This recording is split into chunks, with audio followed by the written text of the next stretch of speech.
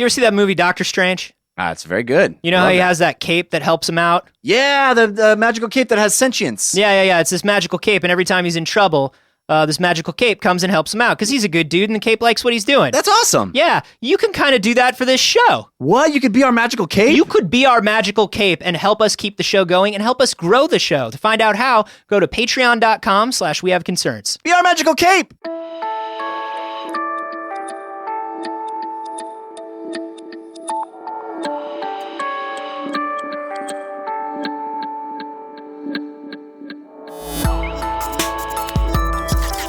You come back the next day, you fuck with the giraffe. Yeah. By the time you come back around to that gorilla, it's been a year. The gorilla doesn't remember you. Animals are idiots. This is We Have Concerns. Hi, Jeff Cannata. Hi, Anthony Carboni. Hello, concerned citizens. You know, we worry a lot about the environment.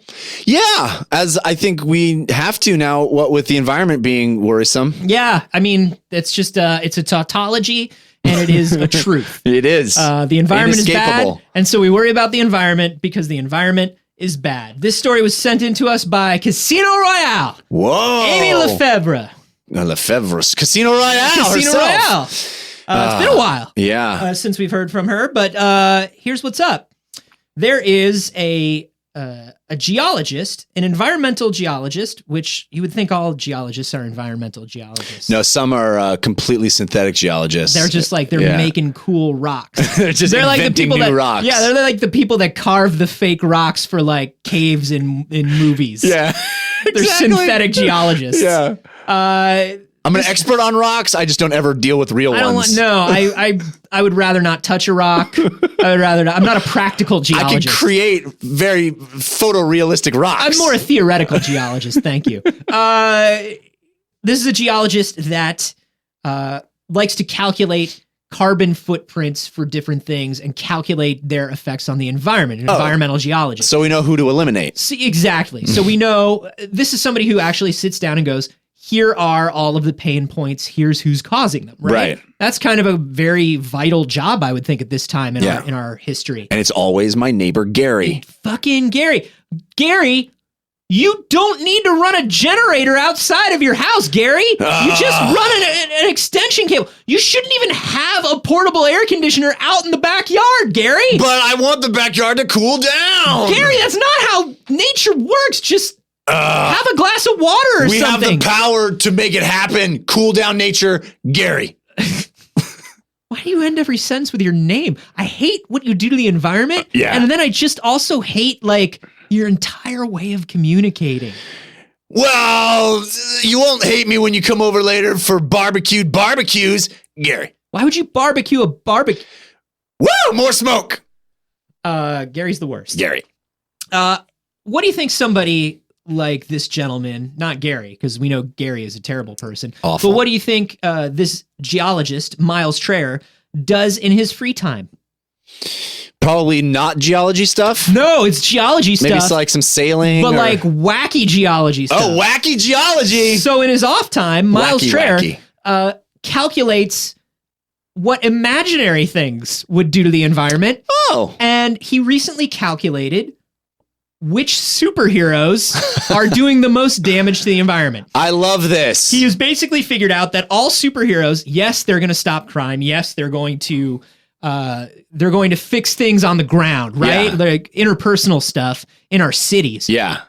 But none of them do it without excessive environmental impact. Oh no! Negative environmental You're not thinking impact. of course, Anthony, Captain Planet.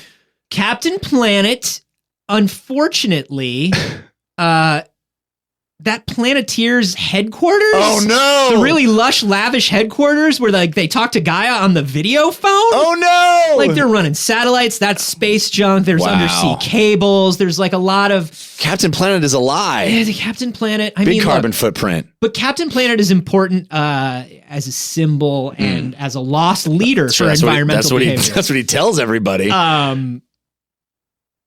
Calculated the top 9 superheroes that are the most detrimental to the environment. Can I guess? I want you to start. Who's the worst offender, do you think? Batman. Got to be Batman. It's got to be Batman. He's got, let's not even talk about Wayne Industries. Let's just focus on Batman being Batman. Which Wayne Industries does nothing but create weapons. Right. Nasty, wasteful weapons. Yeah. You got your Batmobile, you got your Batwing, you got your Batboat. Not to mention various gases that are all being held inside his utility belt that he unleashes. Batman's all vehicles. All that stuff is bad, but I'll tell you what, there's somebody who's worse. Iron Man? And it's somebody who is a friend of Batman. Robin! Robin's the worst! Nope. Barbara Gordon. What? Not as Batgirl, but as Oracle. What? Oh, now you're just attacking the less enabled. Oracle's computer network. Wow. Her vast computer network. Wow. We just heard like last week, 2 weeks ago, that we are using, to mine Bitcoin, we're using more electricity than all of Denmark. Right. And more electricity, I think, than Google is what they said. But luckily we're using it for a good cause to actually make something real and tangible and useful for humanity. Don't add us, Bitcoin buyers. Don't add us. I don't want to hear anything. I don't want my Twitter filled up with fucking things about fiat currency and how the wool's being pulled over my eyes. I don't want that. Yeah. Because it's just wasteful for the environment. So Oracle, I feel like Oracle is a subset of Batman. Like Oracle wouldn't be just oracling without Batman. So even if her servers ran on a combination of clean energy sources, we're talking about hydroelectric, solar, wind, geothermal, and a little, you gotta use a little bit of nuclear. That's just the way it is. Of course. Wayne Industries. Running them would still release more than 1.3 billion pounds of carbon dioxide per year. That's a bummer. Oracle. So technically it is Batman because Batman's always like, hey, Oracle, look this up for me. Because Batman can't Bing shit on his own. But you know what I love about this, Anthony? What? I love that this guy, most of these articles would be like your top tier heroes that everybody knows. This guy's going deep lore. This guy's going Oracle right out the gate. Well, I love that because he didn't go Batgirl, right? Like he's just like, oh, no. Real Barbara Gordon, Oracle Barbara Gordon. Yeah, like I was. Oh, okay. Yeah, I love that he's like, we're gonna just dig into this shit. We're not gonna just be talking about your Spider-Mans, your Supermans, your top tier, first round hero movie characters. We're talking deep comic book lore. He's like, yeah, you know who really has a carbon footprint? The leader. Yeah, the only people who are not making a negative effect on the environment are Cloak and Dagger. Like, wow, okay, dude. Yeah, go for it, bro. Do you know how much energy it takes Booster Gold to travel back and forth? Yeah. Open one mother box. That's it. Just so you know, though, Batman is included in here. Flying alone for Batman.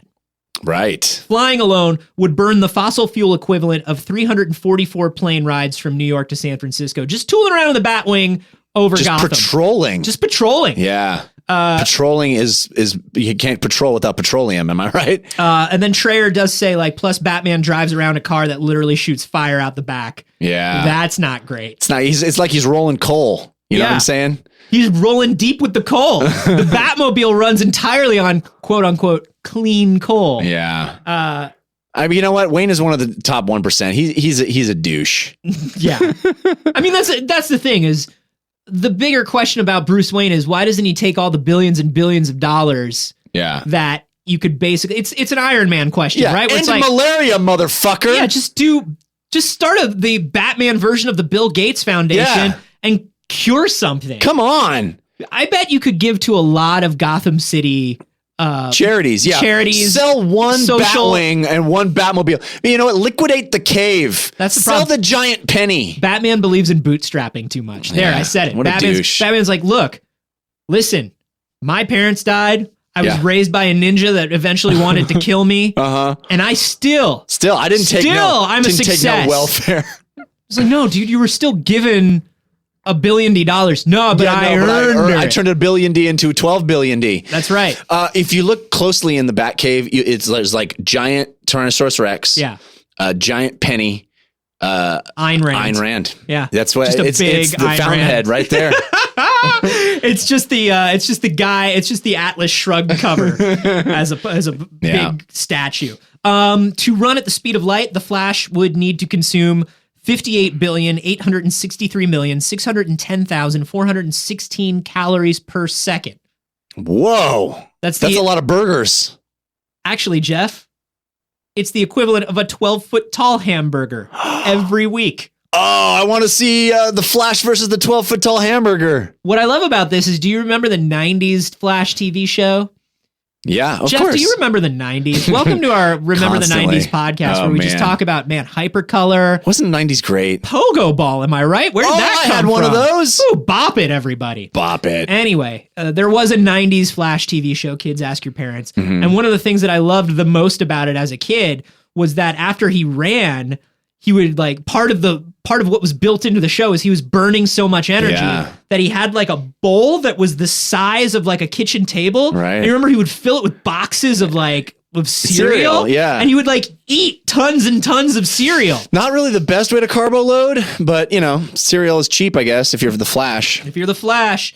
I do want to see him take down a 12-foot tall burger though. I would love to see that. So this superhero presentation is actually part of a series. Series of useless bullshit that the geologists are working on? Well, sort of, but it's a series of useless bullshit that all scientists are working on. And there's a reason for it. It's because people are too stupid to pay attention unless it has something that they're already interested in it. Yes, yeah. A bit. That's sort of the deal. They call it science and sci-fi using real science to explore fictional worlds. It's called Please Read My Paper. Yeah, well, it's Please pay attention to the catastrophe that's happening. What's going to get people interested in science? Right. And we've talked about this before. I spent a large portion of my adult career as a science reporter. Right. Right, as a science communicator. And when I was a kid, the reason why I wanted to do it so badly is because when I was a kid, I hated literally all science. I was into it, and then I would go to learn about it, and I'd be like, this is boring as hell. You read comic books. Yeah. And you were constantly thinking about science all the time. Constantly you didn't know about it. I didn't know. I was just like, oh, well, you just run backwards, and then time goes backwards. That's how it is. But some of the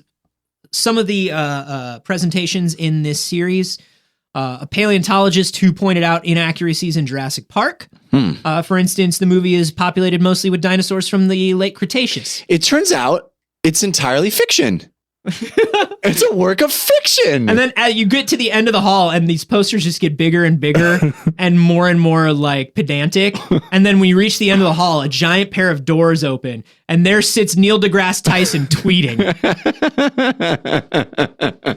Yeah, so that guy's fucking Twitter account is sometimes just a let people have fun, Neil. Yeah, I guess. So they were all from the Cretaceous period, which is the Cretaceous period, which is when they had all you can eat shrimp and crab. The Cretaceous period. Yeah, I love stuffed crustaceous. You would go to the Krabby Patty in the Cretaceous period. You got to get that cheese in there for the stuffed crustaceous. The Cretaceous period. So it's not Jurassic. No, it's the period that came immediately after the Jurassic. It's period. Misnomer Park. Misnomer Park. Mm-hmm. Welcome to Misnomer Park, Dr. Gant. But that's not my name. What? It's a misnomer. Oh, my apologies. With these presentations, the idea is to connect people to things they care about and science. There's one about Game of Thrones. There's one about it's pandering. It is pandering, but in a good way. In a good way. The best kind of pandering. Because it does get people into it in sort of like a Mythbusters-y way. Or there was a series of books that I read when I was in high school that was like the philosophy of Superman. Or the philosophy of the Dark Tower. The science of Star Wars. The science of Star Wars would be a show that would be good maybe for something like this. And I think would have a lot of value, Jeff. So shut your fucking mouth. But you've only YouTube.com/Star Wars. You've only said The Flash and Batman. You said top 9, which is already a weird number. So he analyzed, it's not the top 9. It turns out he analyzed a bunch and then pick the 9 most interesting. All right. But still a weird number. Still a weird number. He did Oracle, The Flash, Batman, Iron Man, Jessica Jones, Firebird, Spider-Man. Firebird! This guy, I love this guy. Firebird. I love this guy. Spider-Man, Superman, and Swamp Thing. Is Swamp Thing the cleanest? Because that's Swamp Thing's whole jam. Swamp Thing is literally of the earth. It's his whole jam. He's literally an earth elemental. Yeah. Swamp Thing is like every time one of these other superheroes does something. This is literally what Swamp Thing does in the comics. Yeah. Anytime a superhero does something that's bad for the planet, it up. He shows up and he fucks them up. Yeah. That's like his whole jam. Right. So you got to put Swamp Thing in there. Right. Spider-Man. The surprisingly wasteful thing about Spider-Man is the carbon nanotubes in his web fluid. We've talked about creating carbon nanotubes before, and it takes more carbon than you think to do it right. Well, it feels to me also like that's a lot of pollution that he's leaving around the streets of New York City. You know, if he's just spraying willy-nilly here and yon, it's just going to be there. That's a higher carbon footprint than you would think. Yeah. And I think that's part of the point of because Spider-Man, you would think Spider-Man doesn't use any vehicles. Spider-Man just runs around. He's always on foot. He's always swinging around. He can't possibly have a carbon footprint. And I think the point of including Spider-Man is to say like, no, look, more of these things, everything you do could have more of an impact than you think. Going to school. Running your fucking stereo system and an air conditioner outside. Gary! I love it. We're talking about superheroes, and I've literally set fire to these tires. There's a whole pile of tires. Why would you do that? What does that have to do with superheroes? Fire to tires. Okay, but Gary. I don't see how superheroes got you there, Gary. You're really awful. Have you ever heard of Firestarter? It's a superhero. No, that's a Drew Barrymore. You're even bad at pop culture. Gary. A couple quick things before we wrap this up. By going vegetarian, the Flash would reduce his emissions from 90 million pounds of carbon dioxide to 3 million. Go vegetarian, Flash. Come on, buddy. If Bruce Wayne stopped spending money on Batman gear, he could pay for carbon offsets for the entire population of Chicago. Wow. Which Flash do you think would be most likely to go vegetarian? Barry. Total Barry move, right? Total Barry move. Yeah. Jay's not going to do it. Jay's from like the 1950s. Jay probably thinks the Speed Force is made of steak. And Wally's not going to do it because he's too cool. Yeah. Barry's the guy where if you told him, you were like, Barry, look at what you're doing to the earth. Barry would be like, oh no. Yeah. Let me go cry to 7 of my dads about this. But I do like this in terms of making you think about what you can change in your daily life. Yeah. Am I going to change anything? No. I'll just read different comics. I'm still going to get every single thing I use every day delivered by Amazon Prime, each in its own individual box. Yeah. And I don't see any problem with that. That's my superpower. That's what I do. Yeah. My power is logistics. Logistico. Don't That's what they call me. What do you think about this? Can you think of any superheroes that would be particularly bad or great environmentally? We'd love to hear from you. Yeah, give us a deep cut. Give us a deep cut. You can do that on Twitter. I'm at A Carboni. I'm at Jeff Canada. You can hashtag those 12-foot hamburger. 12 foot, but with a number 12 FT hamburger. Yeah. You can also leave those on the Facebook group, facebook.com/group/we have concerns, or head to iTunes, leave us a 5-star review. And then instead of actually writing a review, just a list of superheroes. Just a list of superheroes you think would be environmentally friendly and why. Or any superhero you can think of. Yeah, just list superheroes. Nobody reads reviews, but we need the 5 stars.